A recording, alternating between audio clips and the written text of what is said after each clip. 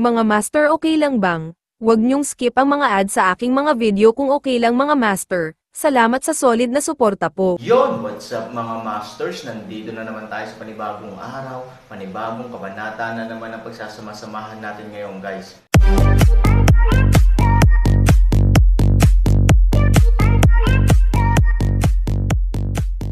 Bali mga masters, kung bago ka pa lang po sa aking YouTube channel, please click the subscribe button, lalong-lalo na po yung notification bell, guys, para maging connected pa rin tayo sa isa't isa at maging updated kayo sa mga susunod ko pang video. Bali mga masters, bago natin umpisahan ng kwento ay mag-shoutout po muna tayo para sa mga solid nating tagapakinig. Shoutout kay Mario Francisco. Shoutout kay John Turdy. Yun na nga mga masters, no? Bali hindi na ito patagalin. In 3, 2, 1, let's go! Maling sulat. Bumilis ang tibok ng puso ni Han Sanchen, at ang kanyang mga mata ay nakatutok kay Huya. Gayunpaman, sa sumunod na segundo, ngumiti si Huya, bagamat medyo nanlamig ang mga mata ni Han Sanchen, hindi niya nakita ang kahit kay-titing na layunin ng pagpatay sa mga mata ni Han Sanchen. Ito ay nangangahulugan na si Han Sanchen ay hindi ganap na inis. Nang makitang hindi na siya nagsalita, napatahimik ni Han Sanchen ang kanyang galit. Hindi na nagsalita ang dalawa at nagmadaling pumunta sa orihinal na lugar. Pagdating nila sa lugar, diretsyong tumalon si Huya sa tuktok ng orihinal na bundok. Hindi niya pinansin si Han Sanchen, bagkus ay may hinahanap sa tuktok ng bundok. Tahimik lang siyang tinignan ni Han Sanchen at nanatiling pasyente. Mga 10 minuto nang abala si Huya doon, at biglang tumangala siya kay Han Sanchen, "Pinuno, hindi ka talaga makahinga." Tumingin pabalik si Han Sanchen kay Huya, "Anong sabi mo? You are probably not sure if I really lied to you or not, therefore, a normal person's reaction should be anxious or even irritable. In other words, you are at least holding on to my collar." Then he asked me fiercely what I meant, sabi ni Huya. Ngumiti si Han Sanchen, "Theoretically, dapat ganito, pero kapatid kita, kaya hindi ko gagawin ito." Napaisip sandali si Huya. "Originally, I did have the intention to go back, however, you believe in me so much, Alliance Leader, that makes me a little embarrassed to betray you." Sa pagsasalita tungkol dito, tila kinakausap ni Huya ang kanyang sarili, at tila sinasabi rin kay Han Sanchen, "Pinadalhan niya ako muli ng mga lihim na libro, dinala ako sa napakagandang lugar ng pagsasanay, at nagtiwala sa akin ng walang pag-aalinlangan. Sa totoo lang, natatakot ako na hindi maraming tao sa buhay na ito ang makakatagpo ng ganoong mabuting pakikitungo. I can only say that a scholar will die for his confidant." "Leader, tumingin ka. Sa paligid, sa tingin mo wala talagang problema." Pagkatapos marinig ang kanyang mga salita, sa totoo lang ay pinagmamasdan ni Han Sanchen ang kanyang, "Leader, magagawa nila ang maraming bagay nang hindi gumagawa ng tunog. Tingnan mo." Matapos ang kanyang mga salita ay hindi ko alam kung ano ang nangyari sa taong ito pagkatapos niyang yumuko, ang paligid ng mga kakahuyan na ganap na natuyo dahil sa sobrang lamig ay biglang naging luntiang at luntiang, ang bilis ay parang may nagpipinta. Sa oras na ito, si Han Sanchen ay nakasimangot at nagtanong na may pagkalito sa kanyang mukha, "Anong nangyayari doon?" "Ay, pero at least mapapatunayan na may problema dito, diba?" Alam ni Han Sanchen na mas masaya si Huya dahil pinatunayan niya ang sarili niya sa harap niya. Tumango at ngumiti sa kanya. Sa paninindigan ni Han Sanchen, si Huya ay biglang tila na-motivate, at nagsimula na naman siyang maghanap ng kung ano sa tuktok ng bundok. Hindi siya inistorbo ni Han Sanchen, bagkus ay nakatingin lang siya sa malayo. Makalipas ang mga 10 minuto, muling tumayo si Huya, "Leader, sa totoo lang, ngayon lang ako nagrebelde dahil matagal na akong nagtatrabaho sa lumang organisasyon at hindi ako sanay. Sa kabilang banda, masama rin ang simula ko, parang naliligaw ako sa loob na walang sense of existence. Sa unang pagkakataon na ako ay nagpasya, ang lahat ay walang kabuluhan, at mayroon ding hinala ng pagdaraya.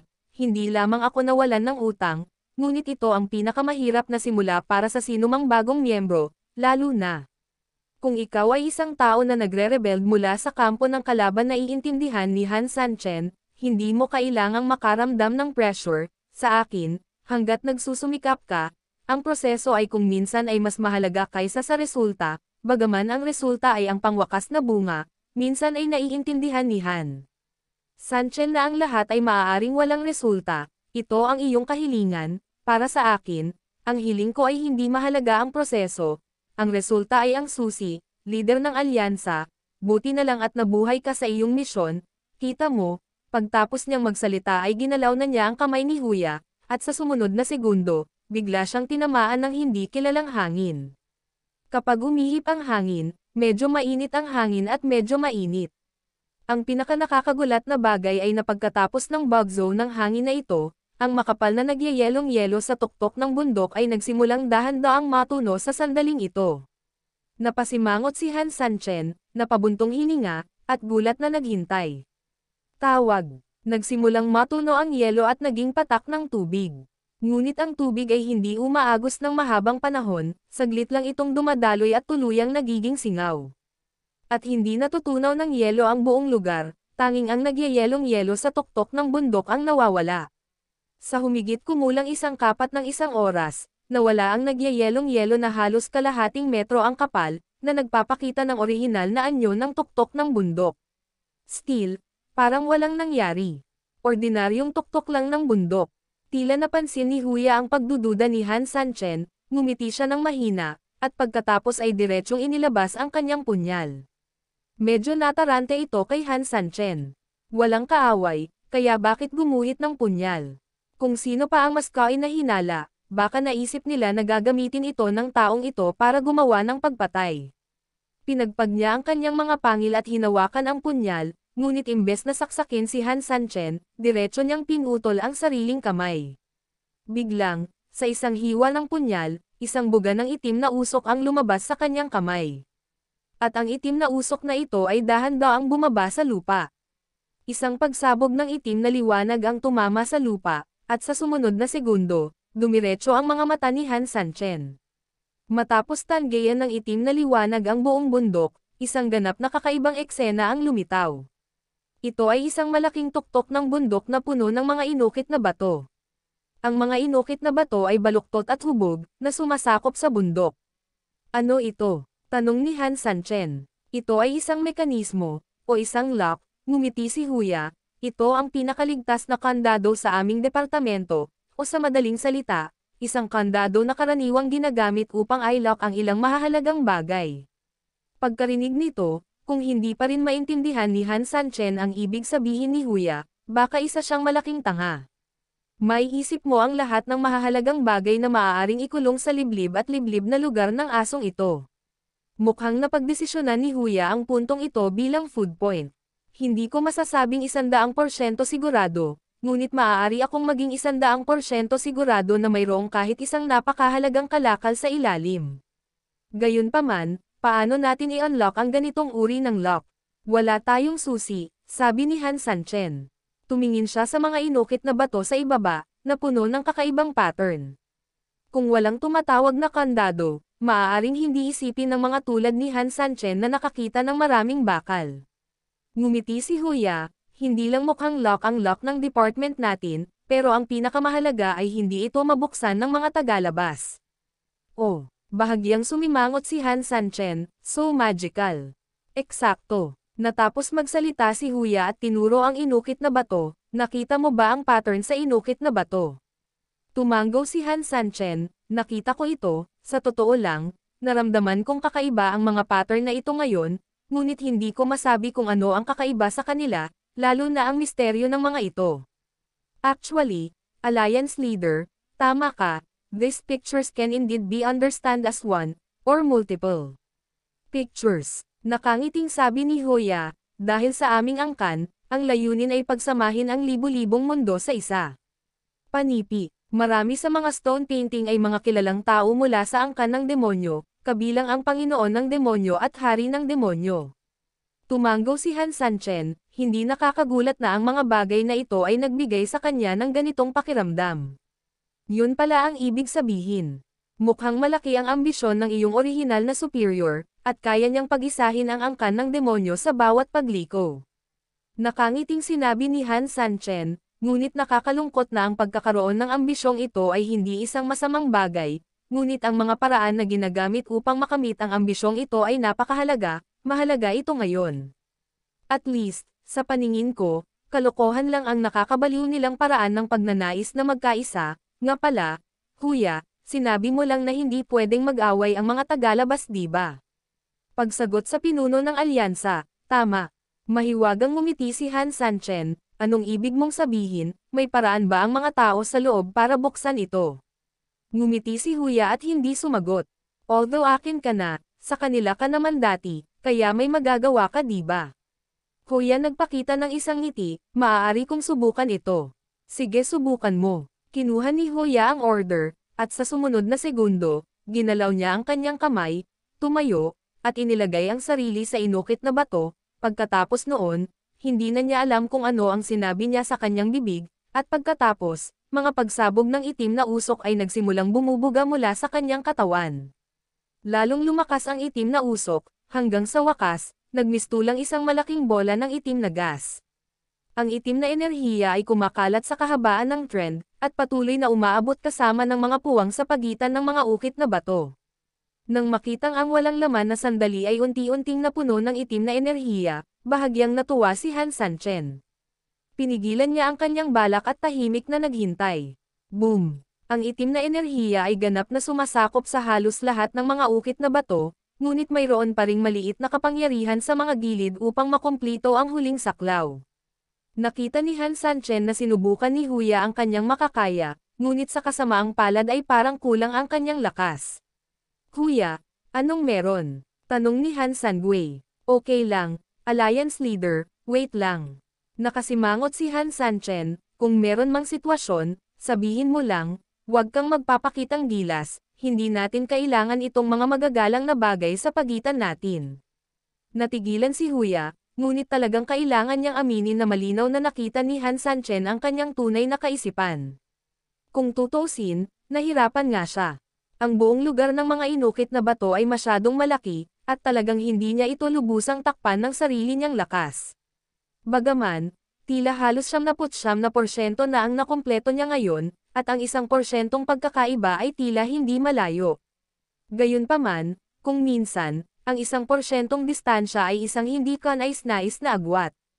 I don't know why, parang kinumplito na, pero feeling ng mga subordinate ko, sobrang hirap, parang nasa harap nila yung dagat, pero hindi nila maabot. Huya nag-isip sandali at pasimpleng umamin. Sinulyapan ni Han Sanchen ang inukit na bato, nasa likod ka. Kung tama ang hula ko, kahit na 10 kayo, imposibleng makumplito ang mga inukit na bato. Dapat may bitag sa loob. Sadyang nagpaparamdam sa mga tao na parang kaya niya ito sa sarili niya, at pagkatapos ay pilit na sinusubukan ng kabilang partido ngunit kulang pa rin. Sa ilalim ng gayong resulta, ang taong iyon ay dahan-dahan lamang na mauubos hanggang kamatayan. Ang pakiramdam na ito ay parang isang mirage. Hindi ito lumilitaw na magliligtas sa iyo. Ngunit ito ang huling dayami na pumuputol sa iyong likod. Natahimik si Huya, ayaw man niyang aminin ay parang alam niya na ito talaga ang totoo. Sa pag-iisip tungkol dito, medyo hindi kapani-pani walang buksan ang ganoong mahalagang kandado gamit ang sarili niyang lakas. Gayunpaman, ito ay isang walang panalo na solusyon, at palagi siyang umaasa kapag sinubukan niya ito ngayon, kaya nakalimutan ang kanyang mga alalahanin. Ngayong pag-isipan kong mabuti, talagang tumama ang mga salita ni Han Sanchen. Pinuno, ano ang dapat nating gawin? This lock must be opened by someone within US. I can do it myself, but it's not enough. How about asking Hyjin to come over and help me? Umiling si Han Sanchen, hindi banggitin na ang Hyjin ngayon ay may mahalagang gawain sa pagtatanggol ng lungsod, kahit pasugurin siya, may sapat pa siyang oras, ano? Gaya nga ng sinabi ni Han Sanchen kanina, baka kahit 10 ngipin ng tigre ay hindi masakop lahat ng mga inukit na bato. Oo, ang kasalukuyang lakas ni Huya ay talagang mas malala kaysa sa Hyjin, ngunit ayon sa pagtatansya ni Han Sanchen, ang isang Hyjin ay maaaring bilangin bilang 2 Huya sa pinakamaraming, na kung saan ay nagdaragdag ng hanggang 3 tao lamang. Wala pang 10 ang taas. Sa makatuwid, ang pagtawag sa siyang Hyjin ay walang kahulugan. Kung hindi natin tatawagan si Hyjin, hindi ko mabubuksan ang lugar na ito gamit ang sarili kong lakas. Leader, hindi ako papayag na sumuko, not to mention na wala tayong nakitang food points noon, pero ngayong nandito na ang agency, we can basically conclude na dapat may something sa ilalim, thing, so, it's just a final kick, if this kick out can't, be hand kick out Sachian. Tandang pananong, ulo, syempre hindi ako papayag. Pagkatapos gumastos ng napakaraming pera para pumunta dito, hanggang sa ganito lang, walang makakatanggap. Then, anong gagawin natin? Nag-aalala talaga si Huya. Bagamat nababalot siya ng itim na enerhiya at hindi malinaw na makita ang kanyang nag-aalalang hitsura, tunay ang kaba sa kanyang boses. Anong dapat kong gawin? Pinag-isipan ito ng mabuti ni Han Sanchen at nakangiting sinabi, walang perpektong landas para sa tao, naniniwala ka ba? Pinuno, anong ibig mong sabihin? Ngumiti si Han Sanchen, ibig sabihin, may paraan ako. May idea ka ba? Halatang excited si Huya at halos mawalan ng itim na enerhiya at diretsyong lumitaw.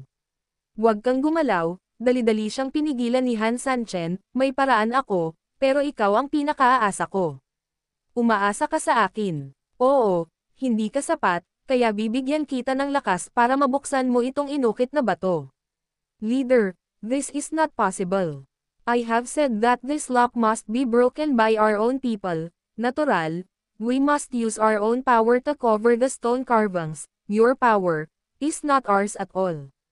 Ang isang ganap na naiibang puwersa ay hindi lamang nabigo upang buksan ang mga ukit na bato, ngunit nakakagambala din sa kanila. Ang pag-ukit ng bato na ito ay maaaring mukhang karaniwan, ngunit sa katunayan, kapag ito ay nabalisa, ito ay bubuo ng isang nakakatakot na mekanismo, at maaari tayong mapatay ng mekanismo. Bagamat hindi ko pa nakita ang malubhang kahihinatnan ng pag-istorbo sa mga inukit na bato, bilang isang profesional na espesyaliya at isang mataas na ranggo, natural kong masasabi ang ilang bagay tungkol sa aking sekta mula sa sabi-sabi.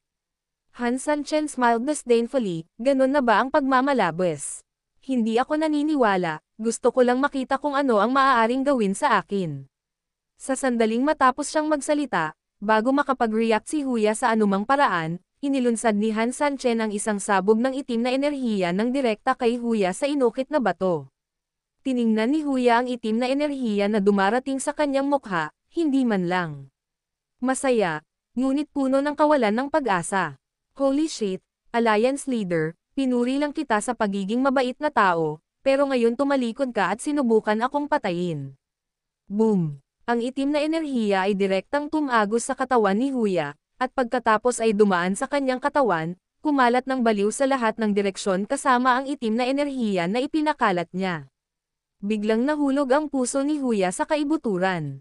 Total, alam na alam ni Huya na sa pagdating nitong batch ng itim na enerhiya, hindi may iwasang magulo ang mga inukit na bato, at darating ang kapahamakan pagdating ng panahon.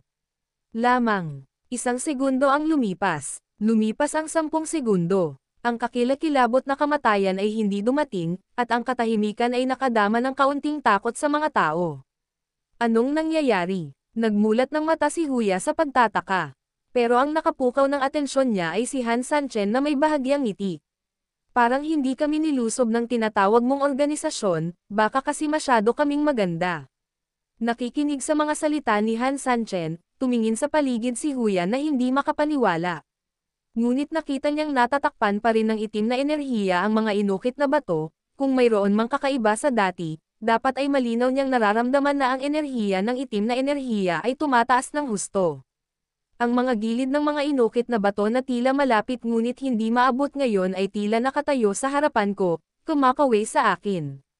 Sa puntong ito, kahit na ang isang tanga ay maaaring mapagtanto na ang tulong ni Han Sanchen ay hindi lamang nagdulot ng anumang kaguluhan sa mga inukit na bato, ngunit talagang nakatulong sa kanya upang masira ang mekanismo. Paano nangyari ito? Natigilan si Huya, at may naisip pa siyang kakilakilabot, Terra na leader, taga-samahan ka ba namin? Mag-isa ka lang ba? O nagdadrama ka lang? Ang layunin ba ay mapatunayan ang katapatan ko? Ngunit ito ay hindi tama. What the hell is going on? Napakahawig na hindi makikilala ang mga inukit mong bato. Imposible, mayroon tayong Dragon Veins at umaasa sa kapangyarihan ng Dragon Veins, kung hindi ka taong gumagamit ng Dragon Veins, walang paraan na ang iyong aura ay katulad ng sa amin, umiling si Han Sanchen, a mere Dragon Vein is nothing, okay, kumalat na ang itim na enerhiya, maaari mong buksan ang kandado. Oo, si Han Sanchen ay may kapangyarihan ng kabuluhan sa kanyang katawan, kaya ano ang ibig sabihin ng gumuhit ng isang tinatawag na Dragon Vein? Sa sandaling matapos siyang magsalita, nang tumingin si Huya sa paligid, nagulat siya nang makitang sa isang punto, ang itim na enerhiya ay talagang ganap na natakpan ang lahat ng mga inukit na bato. Yun na nga mga masters, no? Bali panibagong kabanata na naman yung natapos natin ngayong gabi.